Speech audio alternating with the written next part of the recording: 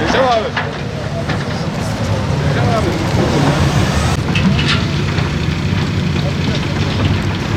Olur mu? Kızımdan mı?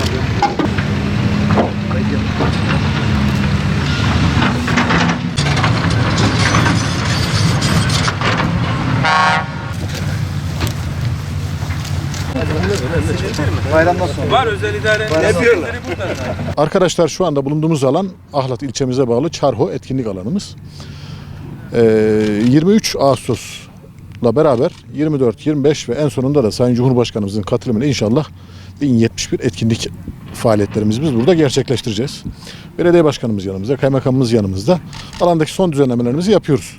Hemen arkamda görmüş olduğunuz büyük han çadırımızdan tutunuz da diğer çadırlarımızda inşallah 23 Ağustos'la beraber müthiş bir etkinlik göreceksiniz.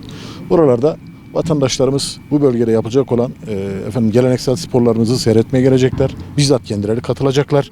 Burada esnafımız bir takım satış faaliyetlerinde bulunacak, pazarlama faaliyetlerinde bulunacak. Yaklaşık geçen seneki tecrübemize göre günde en az 15.000 kişinin biz buraya katıldığını biliyoruz. Akşamları Kültür Bakanlığımızın, TRT'mizin destekleriyle ilçemizin genelinde konserler verilecek. Şu anda etkinlik alanındaki biz fiziki altyapı hazırlıklarını da tamamlıyoruz. DSİ Bölge Müdürlüğümüz ve Karayolları Bölge Müdürlüğümüzün de katkılarıyla bir güvenlik yolu ve dere yatağımızın ıslah çalışması tamamlanmak üzere. Çok az bir çalışmamız kaldı. Allah nasip ederse 23'ünde burası vatandaşlarımızın ziyaretine açık bir hale gelecek. Geçen yıl standlarımızın sayısı daha azdı. 30 civarında yöresel ürünlerin sergilendiği alan vardı.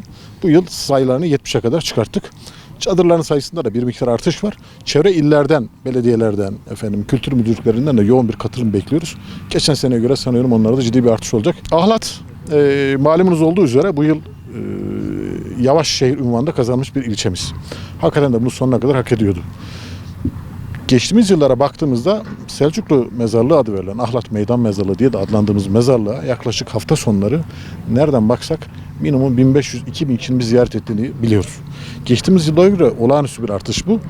Biz şunu da biliyoruz ki geçen yıl yapılan faaliyet ve bizim meydan mezarlığında yapmış olduğumuz düzenlemeler, açılan müzemiz bölgeye olan vatandaşımızın ilgisini artırdı.